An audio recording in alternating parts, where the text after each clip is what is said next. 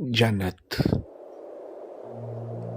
कैसे होगी जन्नत, क्या होगा जन्नत में। हमने आँखों से देखा नहीं है मगर हमने आँखों से देखा नहीं है मगर उनकी तस्वीर सीने में मौजूद है। क्या हम जन्नत जाएंगे? इंशाल्लाह। मुसलमान तो है, गुनहगार भी है, लेकिन ये यकीन है कि एक न एक दिन हम सब जन्नत जाएंगे इंशाल्लाह।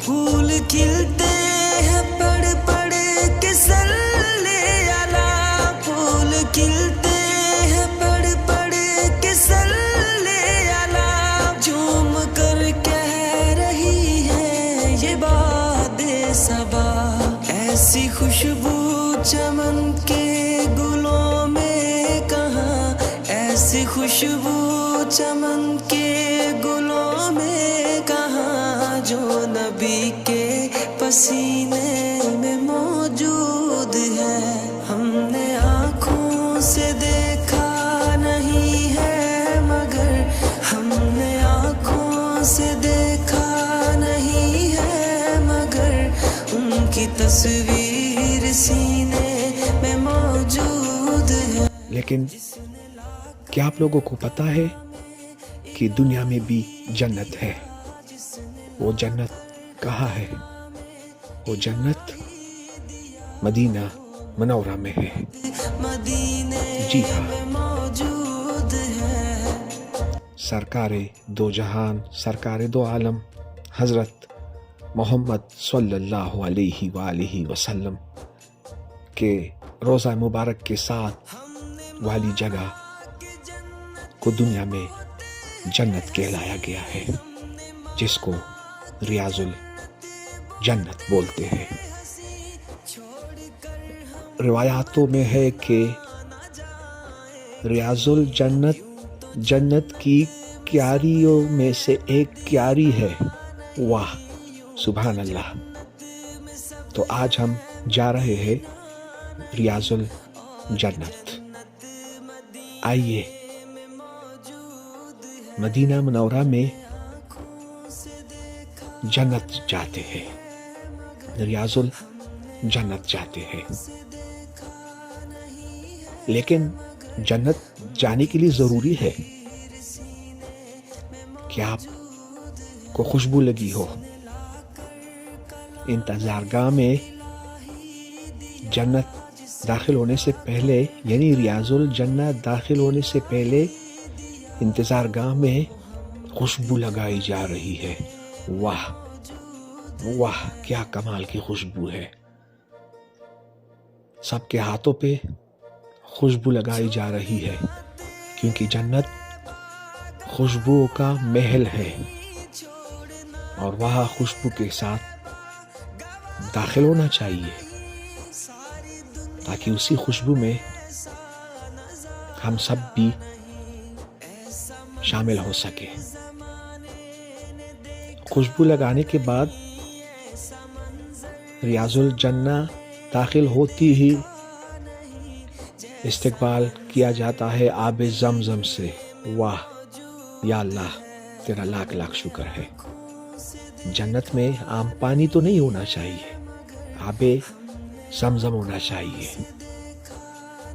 मुख्तलिफ सतून, हर सतून की अपनी अहमियत। प्यारे पैगंबर हमारे खातिमुल अंबिया हज़रत मोहम्मद सल्लल्लाहु अलैहि वसल्लम का रोज़ा मुबारक।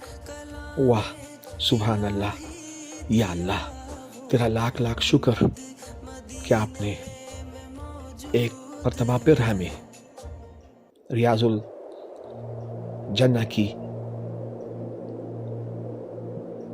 में शामिल दाखिल और वहाँ नफल नमाज तरावी पढ़ने की तौफीक अता फरमाई। जन्नत वाकई रियाजुल जन्नत जन्नत है। अजीब सी कैफियत। हुजूर सल्लल्लाहु अलैहि वसल्लम का रोज़ा मुबारक हो, ساتھ میں حضرت ابو بکر صدیق رضی اللہ عنہ اور حضرت عمر بن خطاب رضی اللہ عنہ. واہ، جنت کا ماحول. کچھ لوگ گڑ گڑا کر رو رہے تھے، دعائیں مانگ رہے تھے، نفل پڑھ رہے تھے، اللہ کو یاد کر رہے تھے، روزہ مبارک پہ درود و سلام بھیج رہے تھے. کچھ لوگ عجیب سے ماحول میں خاموش ہو کر نظارہ کر رہے تھے جنت کا. ہر ایک ستون کے ساتھ سجدے کا الگ ہی مزہ، ہر ایک جگہ سجدے کا الگ ہی کیفیت. واہ، یقینی طور ریاض الجنہ جنت ہی کی کیاری ہے. اور بعد میں کیا ہوا؟ منبر رسول صلی اللہ علیہ وآلہ وسلم اور محراب رسول صلی اللہ علیہ وآلہ وسلم کا نظارہ یہ بھی جنت میں ہی ہے. کیونکہ اس ہستی کا منبر و محراب دنیا میں تو نہیں ہو سکتا جس ہستی کے لیے اللہ نے یہ دنیا بنائی. واہ، یا اللہ، سبحان اللہ. دیدار نصیب ہوا ہمیں منبر رسول کا اور محراب رسول کا. اور صرف یہی نہیں، خوش قسمتی کی انتہا دیکھیے کہ محراب رسول سے امام مسجد نبوی صلی اللہ علیہ وآلہ وسلم نے خطاب بھی فرمایا. یہ بھی ہم نے سنا، دیکھا، آنکھوں سے آنسو ٹپک رہے تھے. دل کی دھڑکنیں کبھی تیز ہو رہی تھی، کبھی سلو ہو رہی تھی. سمجھ ہی نہیں آ رہا تھا کہ اب ہم کیا کریں.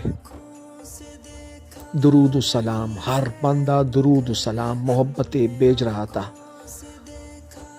اللہ کے پیارے نبی ہمارے حضرت محمد صلی اللہ علیہ وآلہ وسلم پہ. 2 گھنٹے یعنی نفل فرض نماز اور 10 رکعت باجماعت تراویح پڑھنے کے بعد بھی ہمارا دل نہیں چاہ رہا تھا. کیسے گزر گئے یہ 2 گھنٹے ہمیں سمجھ ہی نہیں آیا. دل کر رہا تھا کہ بس اسی جگہ پہ سو جائے، اسی جگہ پہ پوری زندگی گزارے. لیکن باقی مسلمانوں کو بھی وقت دینا تھا، باقی لوگوں کو بھی آنا تھا. اس لیے ہمیں سب سے زیادہ یہ 2 گھنٹے کی سعادت نصیب ہوئی اور ہم روتے ہوئے درود و سلام بیچتے ہوئے جنت یعنی ریاض الجنت سے باہر چلے گئے. خوشی بھی ہو رہی تھی، افسردگی بھی ہو رہی تھی. خوشی اس بات کی کہ اللہ نے اتنا بڑا کرم کر دیا کہ ریاض الجنہ میں ہمارے 2 گھنٹے گزرے. افسردگی اس لیے ہو رہی تھی کہ ہم یہاں سے جانا نہیں چاہ رہے تھے. درود و سلام بیچتے ہوئے حضور صلی اللہ علیہ وآلہ وسلم پہ اور حضرت ابو بکر صدیق رضی اللہ عنہ پہ اور ساتھ میں عمر بن خطاب رضی اللہ عنہ پہ، اور یوں ہم سب ریاض الجنہ یعنی جنت سے باہر نکل آئے.